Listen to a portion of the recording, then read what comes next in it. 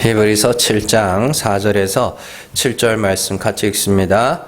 이 사람이 얼마나 높은가를 생각해보라. 조상 아브라함도 노략물 중 10분의 1을 그에게 주었느니라. 레위의 아들들 가운데 제사장의 직분을 받은 자들은 율법을 따라 아브라함의 허리에서 난 자라도 자기 형제인 백성에게서 10분의 1을 취하라는 명령을 받았으나 레위 족보에 들지 아니한 멜기세덱은 아브라함에게서 10분의 1을 취하고 약속을 받은 그를 위하여 복을 빌었나니 논란의 여지 없이 낮은 자가 높은 자에게서 축복을 받느니라. 아멘. 히브리서 35번째 시간입니다. 레위보다 아브라함보다 크신 예수님입니다. 우리가 이렇게 대화를 하거나 또 토론을 하거나 아니면 뭐 연설을 듣거나 아니면 설교를 듣거나 그렇게 하다 보면 가끔씩 말 한마디, 단어 하나에 이렇게 탁 꽂힌다 그러죠. 꽂혀가지고 그 말 전체의 의미를 잊어버릴 때가 많이 있습니다. 예를 들어서 몇 해 전에 어떤 정치인이 자기의 자서전에 대학교 때 자기 친구들이 어떤 동물 발정제를 가지고 다른 여자들을 어떻게 범하려고 했지만 나는 그들을 막지 못해서 안타까웠다. 이런 자서전에 그런 기록을 남겼어요. 자, 그래서 그 정치인이 이제 그 글이 이제 이슈가 됐어요. 그래서 그 말은 뭐냐면 나는 그 사람들을 막지 못해서 안타까웠다. 그 말을 하고 싶은 거잖아요. 근데 반대편 진영에서 저 돼지 발정제 별명을 붙여버렸어요. 그 사람이 무슨 말을 했다 그러면 그냥 그 말을 돼지 발정제 막 그래가지고 참 보면서 참 재밌게 그런 봤던 기억이 있습니다. 자, 이와 같이 우리 주변에서 이렇게 막 대화를 하다 보면 그걸 이제 말꼬투리라 그래요. 그냥 전체 말의 맥락을 파악하려고 하는 게 아니라 그냥 그 꼬투리 잡아가지고 어떻게든지 이제 그 시비를 걸려고 하는 그런 사람들을 많이 볼 수 있습니다. 그런데요, 사실은 그 사람이 무슨 말을 하고 있는지가 중요한 거지, 그 말을 함에 있어서 어떤 표현을 사용하는가는 생각보다 그렇게 중요하지 않습니다. 이처럼 단어나 문장 때문에 전체적인 맥락을 놓치는 이유가 크게 두 가지가 있습니다. 첫 번째는요, 그것에 관심이 있기 때문입니다.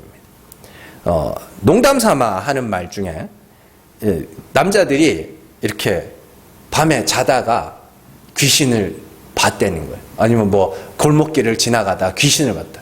그러면은 이 남자들, 특히 이제 20대 남자들은 그 하나님이 그렇게 지어놨어요. 24시간 이렇게 여자 생각 그래 하는 게 되게 지어놨습니다. 그거는 욕할 게 아니에요. 그래서 이제 그러면은 그 20대 남자들이 뭐라 그러면 나 어제 귀신 봤어. 그러면은 예쁘냐? 이래요. 그 관심이 여자에게만 있는 거예요.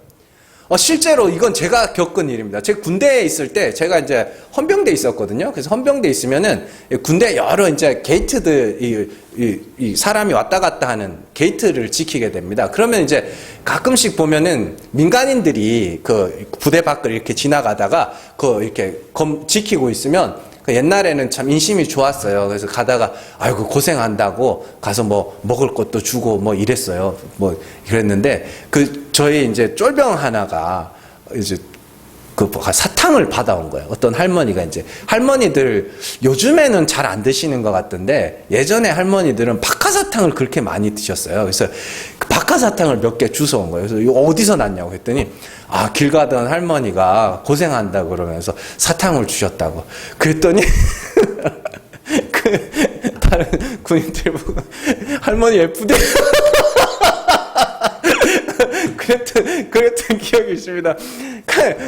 이것들이 그냥 군인들은요, 아직 여자 미쳐 있거든요. 그렇기 때문에 하여튼 여자만 이렇게 지나갔다 치마 쪼거리만 보면 그냥 다 그래요.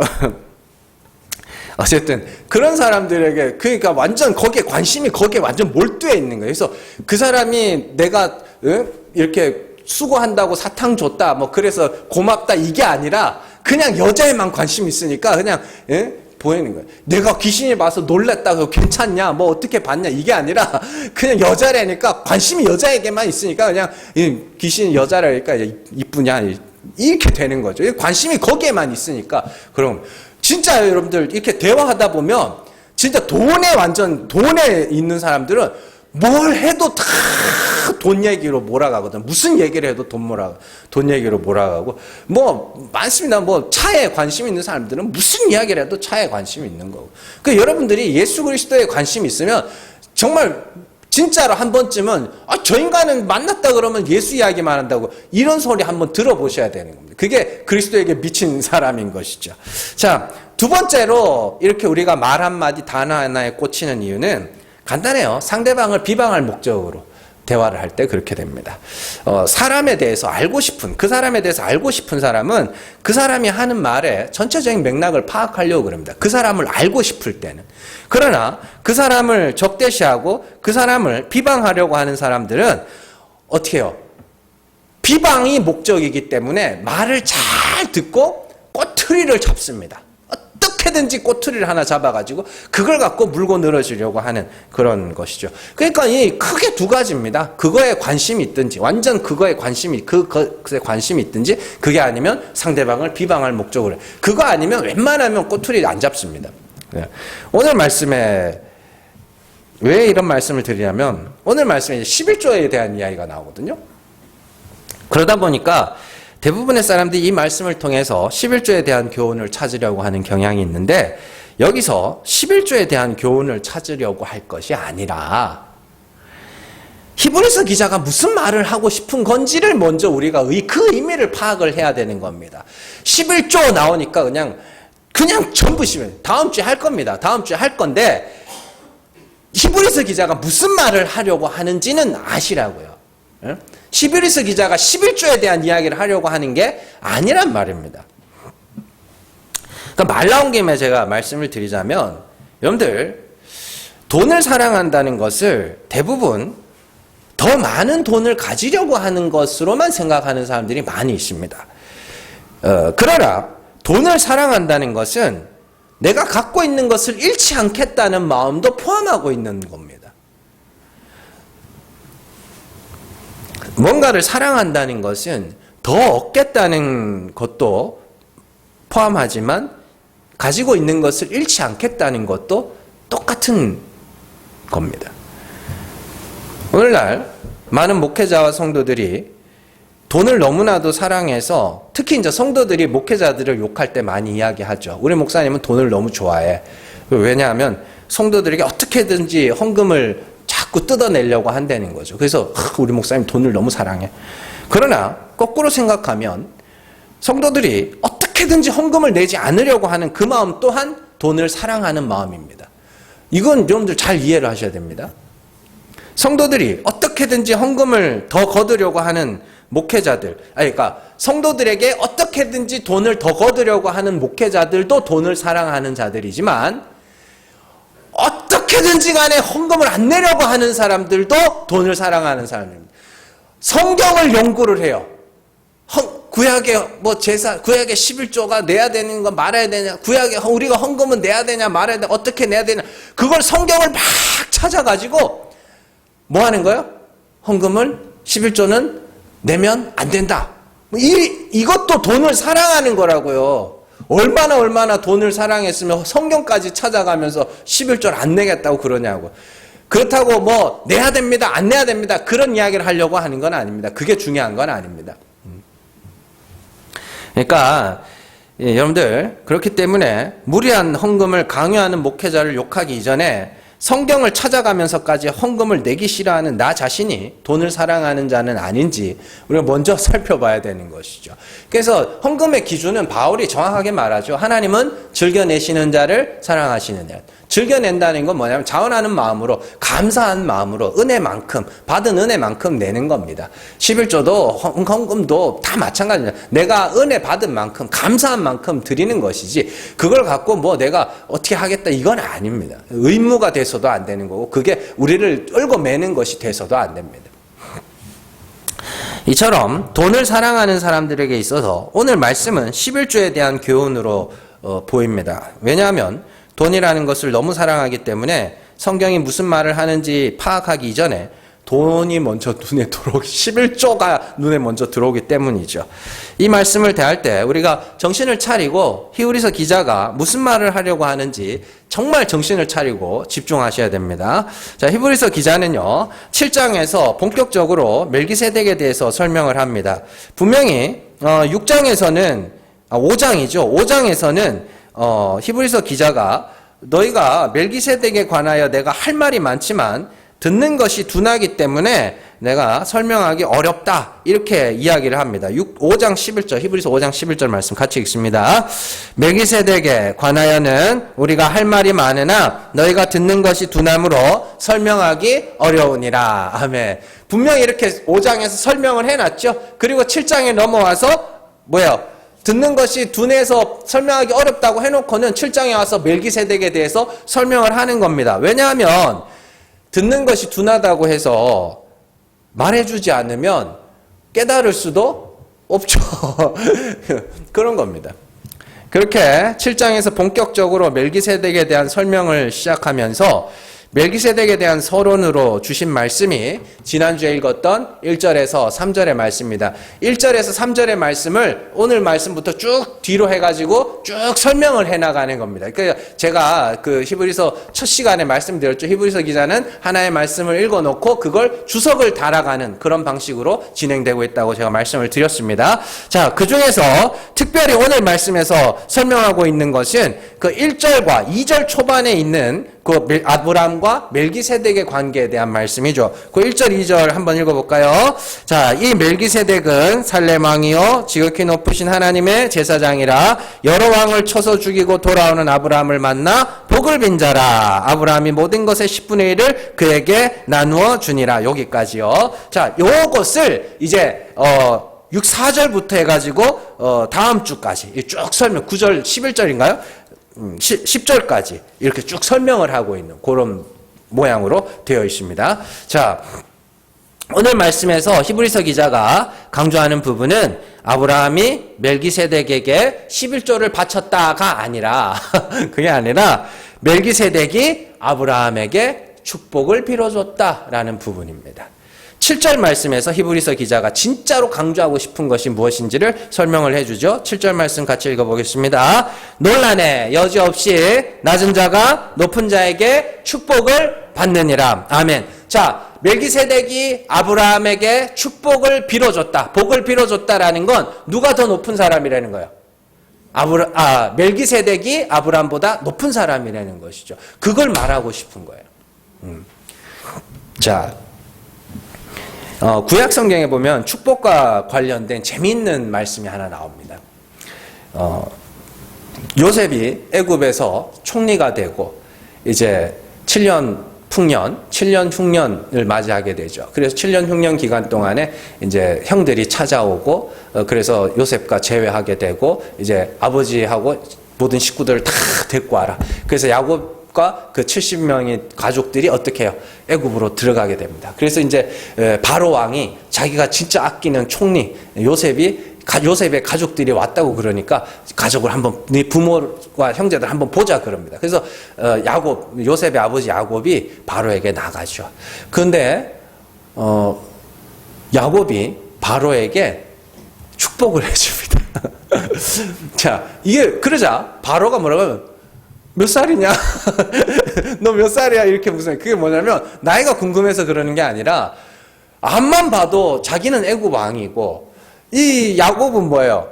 저 가나안 땅에서 나라도 없이, 떠돌이 신세, 나그네 인생 살다가 지금 온 사람이고, 자기는 왕궁에서 진짜 휘황찬란하게 살고, 야곱이 하나님이 축복을 하셨다 그러지만 애굽으로 갈 때 자기가 쓸 물건이 다 이건 낡아 빠진 거라 다 버리고 갔습니다. 애굽에 갈 때는. 그건 뭐냐면 애굽에서 쓰는 물건보다 야곱이 가진 것이 훨씬 더 가치가 없었다는 것이죠. 그러니까 엄청 바로 왕의 입장에서 이 야곱을 봤을 때 이건 거의 거지예요, 거지. 그런데 그런 양반이 와가지고 자기에게 축복을 해주는 거예요. 그러니까 바로가 네가 뭔데 날 축복해? 그런 의미로 나이를 묻습니다. 너 몇 살이고, 경상도 몇 살이고, 이렇게 하는데, 바로가 그렇게 물으면 몇 살이냐? 이렇게 묻죠. 그게 이제 축복입니다. 왜냐하면, 축복은 윗사람이 아랫사람에게 해주는 것이, 그게 고대시대 때부터 그런 것이죠. 자, 그래서, 어쨌든, 축복은 위에서 아래로 흐르는 겁니다. 사랑이라는 것도 위에서 아래로 흐르는 것이죠. 그래서 성경은 하나님이 피조물인 인간을 축복하고 축복을 받은 인간은 하나님께 감사와 찬송과 영광으로 화답하는 구조로 되어 있죠. 자, 창세기를 잘 보세요. 하나님께서 어떻게 해요? 사람을 지으시고 뭐 하셨다 그래요? 축복하셨다 그래요. 복을 주셨다 이렇게 이야기를 합니다. 그러니까 하나님이 피조물에게 축복을 하는 것이죠. 그래서 사랑도 요한일서에서 뭐라 그래요? 우리가 하나님을 사랑한 것이 아니요, 하나님이 우리를 사랑하셨다. 그게 뭐냐면 사랑의 순서입니다. 먼저 하시는, 하나님이 먼저 사랑, 먼저 하시는 사랑은 무슨 사랑? 주는 사랑입니다. 하나님께서 우리에게 사랑을 주셨고 우리가 그걸 잘 받고 감사할 줄 알면 하나님이 네가 나를 사랑하는구나 이렇게 말씀을 하신다고 그랬죠. 자, 그래서 우리는 먼저 하나님의 사랑을 받아야 하고 하나님의 축복을 받아야 합니다. 그리고 그에 대한 감사와 찬송으로 헌금도 하는 것이고 섬김도 하는 것이고 봉사도 하는 것이죠. 이러한 헌금의 개념을 잘못 이해하면 축복이나 사랑을 돈으로 주고 사는 것으로 이해하기 쉽습니다. 내가 하나님 이렇게 헌금할 테니까 어떻게 해요? 이거 한 100배로 튀겨주세요. 하나님 내가 이렇게 열심히 봉사하고 시간과 물질을 들여서 하나님 섬길 테니까 하나님 이거 뻥튀기 해주세요. 이건 뭐라 그러냐면 하나님과의 거래라고 이야기를 합니다. 하나님이 먼저 주신 것들에 대한 감사와 찬송이 선행돼야 됩니다. 우리가 하는 건 모든 것이 그런 원리로 되어 있어야 됩니다. 그래서 교회 안에서 봉사를 할 때도 사람들이 왜 이 교회 봉사하고 이러는 사람들이 왜 문제를 일으키고 왜 갑자기 그러냐면 자꾸 목사님들이 그걸 갖다가 뭘로 가르쳐요? 거래로 가르쳐요. 이렇게 하면, 열심히 봉사하면 하나님이 축복 주신다. 열심히 잘 섬기면 하나님이 복 주신다. 이런 식으로 하나님과 거래를 시킨다고. 그건 완전히 잘못된 겁니다. 그래서 그런 식으로 신앙생활을 하시던 분들이 뭐라 그래요? 왜 안 주냐는 거예요. 왜 안 주냐? 그리고 줄 때까지 뭐예요? 별을 줘. 안 주기만 해봐. 내가 이렇게까지 했는데 축복 안 해주기만 해봐. 그건 벼르는 거죠. 이미 주신 것들을 감사하는 마음으로 하는 것이죠. 자, 그래서 우리의 신앙생활은 선입금, 후 대가 이게 아닙니다. 하나님께서 먼저 선축복 그리고 후 감사 이게 진짜 신앙생활입니다. 야고보서 1장 7절 말씀 같이 읽겠습니다. 온갖 좋은 은사와 온전한 선물이 다 위로부터 빛들의 아버지께로부터 내려오나니 그는 변함도 없으시고 회전하는 그림자도 없으시니라. 아멘. 이 말씀을 잘 보세요. 좋은 은사, 온전한 선물은 위로부터 내려오는 겁니다. 내려오는 거라고요. 그리고 그 뒤에 덧붙여 놓은 말씀이 뭐예요? 아버지 하나님은 어떤 분이라 그래요? 변함도 없으시고 회전하는 그림자도 없으시다. 그 말이 무슨 말? 왜 이 말을 붙여놨어요? 하나님은 태초로부터 지금까지 좋은 은사와 온전한 선물이 항상 위로부터 아래로 내려주시는 분이었다. 이해되시죠? 항상 그랬다는 겁니다. 하나님은 항상 위에서 아래로 온갖 좋은 은사와 온전한 선물을 내려보내시는 분이지 아래의 것들을 위로 올려보내라고 하시는 분이 아니라는 이야기입니다. 물질적인 걸 이야기하는 거예요. 그렇기 때문에 우리는 보이는 어떤 것들을 올려보낸다는 개념이 아니라 감사와 찬송으로 화답하는 것이며 하나님께서 주신 것들, 하나님께서 주신 사랑을 뭐 하는 거예요? 흘려보내는 거. 그래서 하나님이 그리스도를 통하여 우리를 사랑하셨고 그리스도의 사랑을 받은 자들에게 뭐하라 그래요? 서로 사랑해라고 이야기하죠. 사랑을 내가 줬어. 그러면 너희는 뭐하라 그래요? 그 사랑을 흘려보내야지. 진리를 하나님이 우리에게 심으셨어요. 그 진리 어떻게 하라 그래요? 보내야지, 흘려보내야지. 그런 이야기를 하는 겁니다. 그러나 대부분의 종교들은 아래의 것을 위로 올려보내는 구조로 되어 있습니다. 그렇죠? 뭐든지 다 어떻게 해요? 다 아래 것들을 위로 올려보내 이렇게 되는 것이죠. 그러면 하나님도 감동해서 위에서 아래로 내려보내실 것이라는 것이 그게 일반 종교의 교리입니다. 우리가 먼저 올려보내면 위에서 아래로 내려보낸다 이것이죠. 그거는 신과의 매매이며 장사이며 거래입니다. 먼저 축복하시고 먼저 사랑하시며 먼저 좋은 은사와 신령한 선물을 주시는 하나님이 우리에게 원하시는 건 그것에 대한 감사와 찬송이며 또한 그것을 주신 하나님을 뭐 하는 거예요? 아는 겁니다. 아는 거. 자, 사도행전 17장 25절에서 27절 말씀 같이 읽습니다. 또 무엇이 부족한 것처럼 사람의 손으로 섬김을 받으시는 것이 아니니 이는 만민에게 생명과 호흡과 만물을 친히 주시는 이심이라. 인류의 모든 족속을 한 혈통으로 만드사 온 땅에 살게 하시고 그들의 연대를 정하시며 거주의 경계를 한정하셨으니 이는 사람으로 혹 하나님을 더듬어 찾아 발견하게 하려 하심이로되 그는 우리 각 사람에게서 멀리 계시지 아니하도다. 아멘. 잘 보세요. 바울이 하나님이 어떠한 분인지에 대해서 하나님을 전혀 모르는 사람들, 하나님을 오해하는, 신을 오해하는 자들, 이 아테네는 우상이 엄청나게 많던 그런 것이거든요. 그 우상이 다른 말로 하면 그들이 섬기는 신 아닙니까? 그들에게 진짜 신이 어떤 신인지를 설명을 해주는 그런 부분입니다. 자, 거기서 하나님이 어떤 분이라 그래요? 생명과 호흡과 만물을 친히 주시는 분. 또한 모든 족속을 한 혈통으로 만드시는 분이라고 합니다. 하나님이 이렇게 일하시는 이유가 뭐라 그래요? 혹 하나님을 더듬어 발견하게 하려 하십니다. 이런 내용이죠. 곧 우리는 해가 아침에 떠서 저녁에 지고 때마다 비가 내리고 또 호흡하며 또 생명을 유지하는 데 꼭 필요한 것들을 위로부터 아래로 공급받죠. 그렇죠?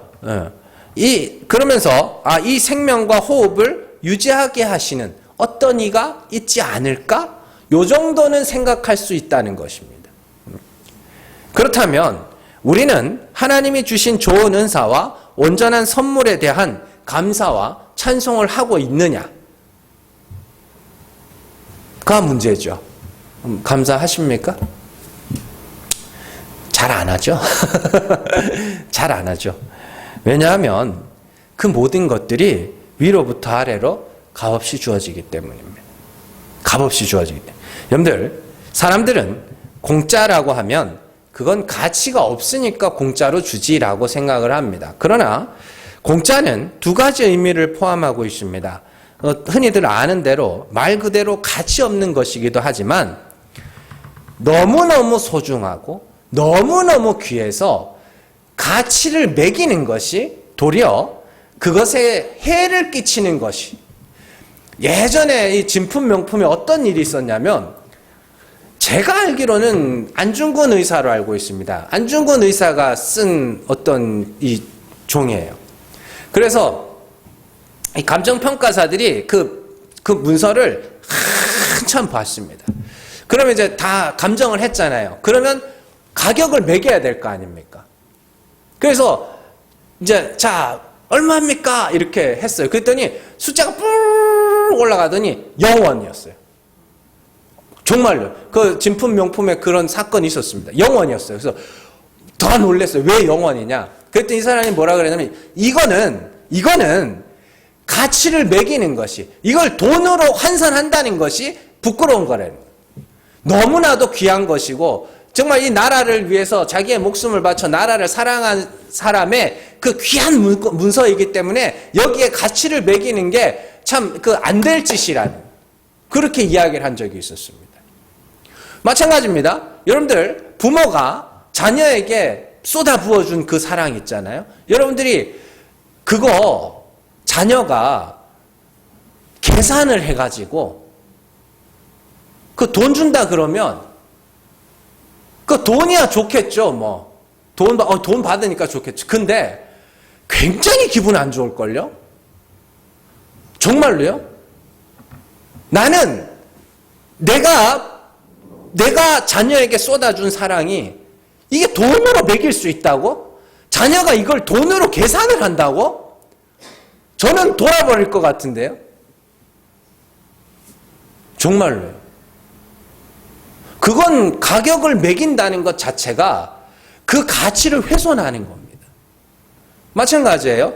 너무나도 귀하기 때문에, 너무나도 소중하기 때문에 하나님이 우리에게 이 생명을 유지하고 이 육신의 생명을 유지하기 위해서 허락하신 모든 것들은 너무나도 귀한 것이고 너무나도 소중한 것이기 때문에 그걸 가치를 매기면 안 되는 거예요. 그래서 거저 주시는 겁니다. 여러분들이 자녀들에게 거저 그 사랑을 쏟아붓고 있는 것과 똑같은 거예요. 그건 가치로 매기면 안 되는 거라고요. 그래서 너무너무 값지고 너무너무 귀한 것은 가치를 매기면 도리어 그 의미가 퇴색하게 됩니다. 그러나 대부분의 사람들이 공짜로 주어지는 것들을 가치 없게 생각합니다. 그러나 가끔씩 이 공짜로 주어지는 것들이 얼마나 귀한지를 깨닫게 되는 사람들이 있습니다. 큰 가뭄에 시달린다든지 아니면 막 정말 몇 날 며칠을 몇 날 며칠을 비만 온다든지 아니면 저기 북반구나 남반구에 가면 백야 현상이 있고 또 있죠. 그래서 계속 낮만 지속되다가 또 어떨 때 되면 계속 밤만 지속되는 그런 날들도 있습니다. 그런 사람들은 햇볕 한 줄기가 그렇게 귀한 겁니다. 옛날에 기록에 보면 그런 게 있습니다. 로마에 가면 로마 지하 감옥이 이제 굉장히 이제 사람들이 거기서 많이 죽어 나갔다고 그렇게 이야기합니다. 근데 이제 가끔씩 그 쥐가 있잖아요. 쥐가 이렇게 벽을 갉아먹고 구멍을 내면 요만한 구멍으로 빛이 쏙 들어온 감옥이 있다 그럽니다. 그러면 그 감옥에 사는 사람은 안 죽습니다. 안 죽어요. 지하 감옥에서 빛이 완전히 차단된 채로 그냥 놔두면, 먹을 것만 주고 놔두면 얼마 안 가서 죽어요. 근데 요만큼 한 줄기 빛만 들어와도 그 사람 삽니다. 그러니까 이런 것들이, 그런 것들이 차단되어 보면 그게 얼마나 귀한지를 알게 되죠. 여러분들, 자녀들이 부모에게 잔소리 듣는 게 너무너무 싫어가지고, 나 우리 부모님 너무 싫다고, 잔소리 하면 정말 듣기 싫다고, 그러면서, 나 집에 뛰쳐나갈 거야, 혼자 살 거야, 그러잖아요?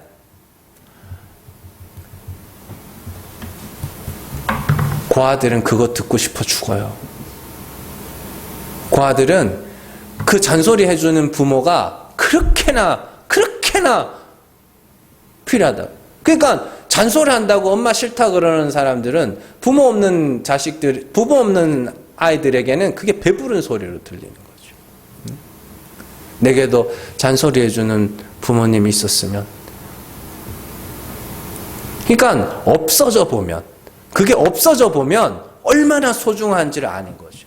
병에 걸려서 자기 스스로 호흡을 못하는 사람들 제가 옛날에 그런 적이 있어요. 제가 옛날에 장난치다가 이게 명치로 이게 이 턱 같은데 명치를 이렇게 빡 박은 적이 있어요. 이렇게 박았는데 숨이 안 쉬어지고 숨이 안 쉬어지는 죽을 것 같은 거 이러면서 그래가지고 와 그거 한 10초 숨을 못 쉬었거든요. 와 진짜 죽겠던데요. 그렇게 한번 당해보면 이제 숨 쉬는 게 얼마나 알고. 근데 자가호흡이 안 되는 이 진짜 큰 병 걸리신 분들 있잖아요. 그런 분들은 정말 자기 폐로 숨을 한번 쉬는 게 크게 소원입니다. 코로나 때 우리 교회 어떤 분도 그런 말씀하셨죠. 코로나가 여러 가지 증상이 있었잖아요. 목이 그렇게 붓더래요. 목이 그렇게 부어가지고 물 한 모금만 마셔봤습니다. 여러분들 다 그런 것들이 한 번씩 차단되어 보고 한 번씩 이게 없어져 보면 그 귀한 걸 알게 된다고요. 그런데 이런 일반 계시의 영역 말고 하나님께서 우리를 구원하심에 있어서 위에서 아래로 내려보내신 가장 큰 선물이 누구냐? 예수 그리스도입니다. 자, 에베소서 4장 9절에서 10절 말씀 같이 읽습니다. 올라가셨다 하였은즉 땅 아래 낮은 곳으로 내리셨던 것이 아니면 무엇이냐? 내리셨던 그가 곧 모든 하늘 위에 오르신 자니 이는 만물을 충만하게 하려 하심이라. 요한복음 3장 13절 말씀 같이 읽습니다. 하늘에서 내려온 자 곧 인자 외에는 하늘에 올라간 자가 없느니라. 아멘. 예수 그리스도께서 어디로 왔다 그래요? 하늘에서 땅으로 오셨다 그러죠. 위에서 내려오셨다고 그러죠. 누가 보내신 거예요? 하나님께서 보내신 겁니다. 뭐하러 보내셨어요? 우리의 죄를 속하기 위하여서 보내셨습니다. 우리의 죄를 어떻게 속하셨어요? 우리를 대신하여 죽으심으로 우리의 죄를 속하셨습니다. 자, 우리의 죄를 속해주는 대신에 하나님은 우리에게 뭘 요구하셨어요? 아무것도 요구하지 않았습니다. 왜요? 너무 귀한 거라서. 로마서 3장 24절 말씀 같이 읽습니다. 그리스도 예수 안에 있는 속량으로 말미암아 하나님의 은혜로 값없이 의롭다 하심을 얻은 자 되었느니라. 아멘. 왜 값없이 주셨어요? 그 구원이 그냥 누구나 다 받을 수 있는 구원이라서 그 십자가가 아무나 그냥 어떻게 하면 다 그런 거라서 아닙니다. 너무너무 귀해서. 시편의 말씀에 나오잖아요.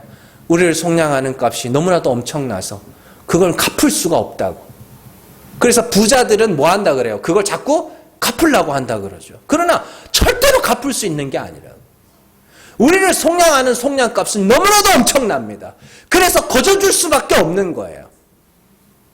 이 육신의 호흡과 이 육신의 생명을 유지하는 공기와 햇볕과 물과 이런 것들이 너무나도 소중해서 공짜로 주어질 수밖에 없는 것처럼 우리의 구원도 너무나도 값지고 우리의 속량값도 너무나도 엄청나서 거저 주어지는 방법밖에는 없기 때문에 거저 주신 겁니다.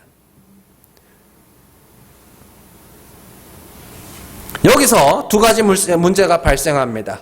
첫 번째는 우리는 과연 예수 그리스도 안에 있는 그 속량이 필요한 자인가? 우리는 그 속량이 필요한 자인가? 이게 첫 번째 문제입니다. 하나님은 예수 그리스도를 믿는 자들을 의롭다 하시는 분입니다. 그렇다면 나는 과연 예수 그리스도 안에 있는 그 속량이 과연 필요한 자인가? 이게 우리의 신앙생활의 처음이자 끝입니다. 이게요. 내가 속량받아야 할 죄인임을 알아야 그리스도의 속량이 필요하다는 것을 알게 되는 것입니다. 그래서 예수 그리스도를 믿는 자는 나는 죄인이라는 고백으로 시작해서 나는 더 큰 죄인이라는 고백으로 끝나는 겁니다. 이해되세요? 제가 예전에도 한번 말씀드렸지만 사도 바울의 서신서들을 연대별로 쭉 나열하잖아요. 그러면 거기서 사도 바울이 자기 자신을 어떻게 생각하는지가 나옵니다. 그 중에서 나는 사도 중에 가장 작은 자라, 성도 중에 약한 자라, 그러다가 만물의 찌꺼기라, 그러다가 마지막에 디모데전서 가면 마지막에 나는 죄인 중에 괴수라 이렇게 간다. 점점 어떻게 돼요? 자기 자신이 죄인 중에 괴수로 점점 낮아요. 왜냐? 계속해서 뭐 하는 거예요? 자기의 죄가 계속 폭로당하는 겁니다. 그러니까 뭐만 더 간절해져요? 예수 그리스도의 속량값이 내 안에서 점점 더 커져가는 겁니다. 십자가의 가치가 우리 안에서 점점 더 귀해져 가는 겁니다. 그게 우리의 신앙생활이라고요. 두 번째는 과연 예수 그리스도의 속량으로 말미암아 의롭다함을 받은 그 은혜를 얼마나 감사하며 얼마나 귀하게 생각하는가. 이는 제가 늘 강조하는 바이며 또한 왜 자꾸 강조해요? 수시로 잊어버리니까. 예수 그리스도의 속량이 얼마나 귀하게 여겨지는가 하는 문제는 결국 내가 얼마나 큰 죄인인가를 아는 것과 관계가 있습니다. 내가 얼마나 큰 죄인인지를 아는 자들은 그리스도의 속량이 얼마나 크고 귀한 것인지를 알게 되고, 내가 큰 죄인인지를 모르는 자들은 그 속량이 얼마나 크고 귀한지도 알 수 없기 때문이죠. 평소에는 밝은 태양과 하늘의 구름과 맑은 공기와 시원한 물이 얼마나 귀한지를 알지 못하다가 병을 앓고 가뭄을 만나고 장마를 만나고 또 여러 가지 어려운 일을 겪은 후에 그게 얼마나 귀한지를 알게 되는 것과 같이 우리는 우리의 죄와 그 대가가 얼마나 크고 무서운 것인지를 충분히 알아야 하며 충분히 알아야 그리스도의 속량의 가치를 알게 되는 것이죠. 그래서 우리가 십자가를 날마다 기억해야 하는 이유가 뭐냐면 예수 그리스도께서 십자가에서 물과 피를 다 쏟으시고 머리에 가시관을 쓰시고 말라 죽은 겁니다. 창에 옆구리가 뚫려서 물과 피를 다 쏟으시고 죽으셨어요. 그거 원래 누가 죽어야 되는 거예요? 내가 죽어야 되는 겁니다. 그러면 그건 뭐예요? 내 죄의 대가라고요. 여러분들, 내가 정말 그렇게 죽어야 할 자인가? 내가 정말 그렇게 매달려야 할 죄인인가? 우리는 그걸 늘 기억해야 된다고요. 늘 생각을 해야 된다고요. 그래야 나 대신 죽은 그리스도의 사랑이 얼마나 크고도 놀라우며 그 아들을 내어주신 하나님의 은혜가 얼마나 엄청난지를 비로소 깨닫게 되는 겁니다. 그래서 제가 늘 말씀드리지만 회개라는 것, 그런 것은 단순히 내 죄 하나, 내 죄 둘, 그 깨닫고 뉘우치고 그 정도 수준이 아니라고요. 정말로 내가 십자가에 달려 죽어야 할 자인가? 가만히 생각해 보면 맞네. 여기까지 가야 되는 겁니다.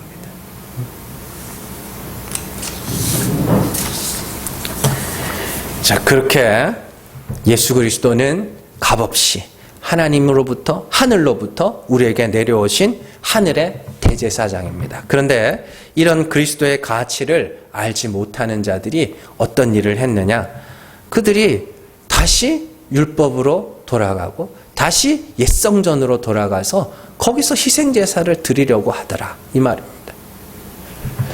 오늘 히브리서 기자가 아브라함과 예수 그리스도를 상징하는 멜기세덱을 비교하는 이유가 있습니다. 멜기세덱은 지극히 크신 하나님의 제사장입니다.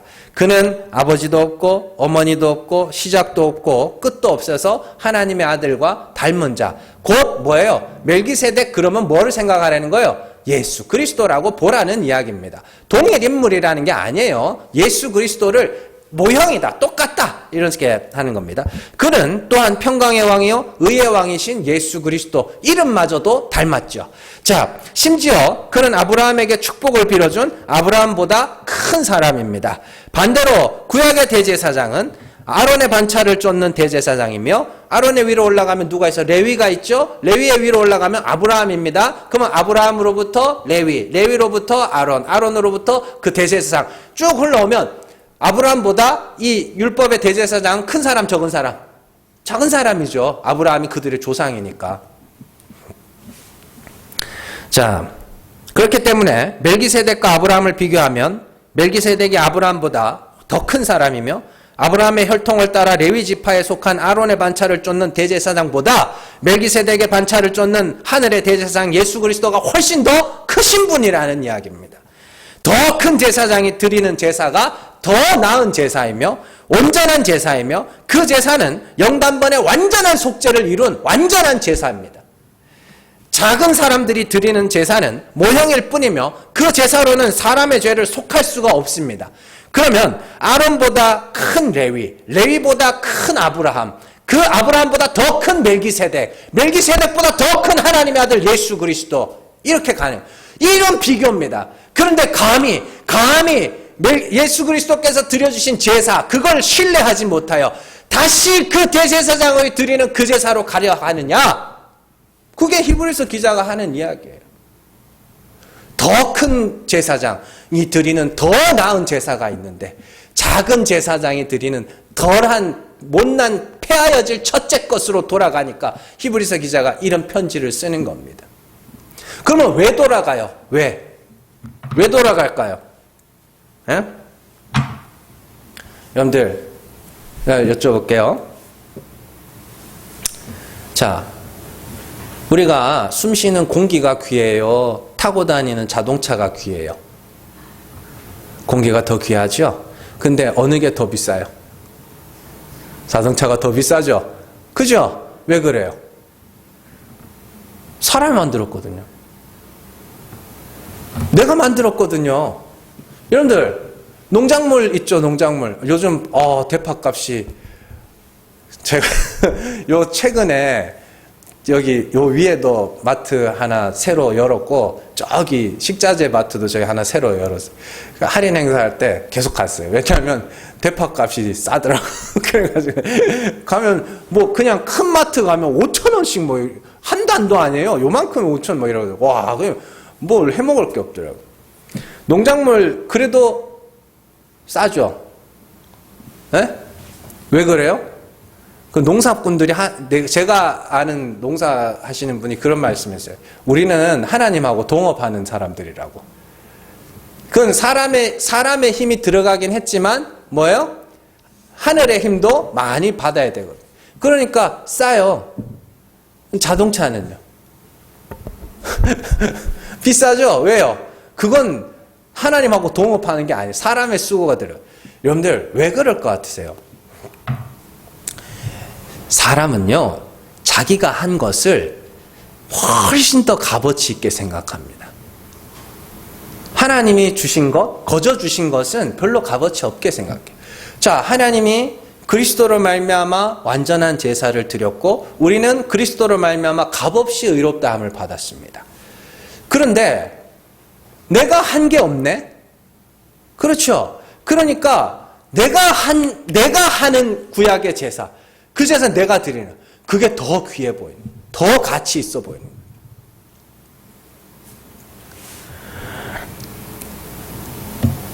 그래서 그래요.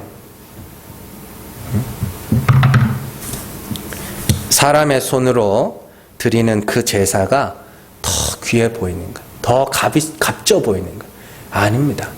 아닙니다. 늘 생각하세요. 우리는 하나님께서 우리를 위하여 그 아들을 통하여 드려주신 영단번의 완전한 제사, 그것이 얼마나 귀한지를 알아가는 자들입니다. 그것이 없으면 나는 지옥불에 던져질 수밖에 없는 죄인이라는 사실을 깨달아가는 자입니다. 그들에게 있어서 십자가는 하나님께서 그 아들을 통하여 세우신 십자가는 세상의 그 어떤 것보다도 귀한 겁니다.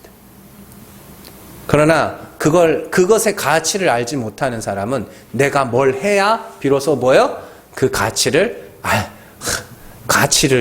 내가 뭘 해야 가치 있다고 생각을 하는 것이죠. 우리의 신앙생활도 마찬가지입니다. 우리는 내가 뭔가 수고해야 보람이 있고 가치가 있다고 생각을 합니다.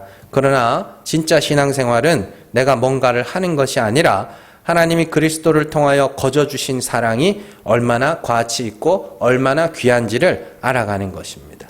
요즘에 뉴스를 보니까 출산율이 0.6%대로 떨어졌다고 이야기를 하더라고요.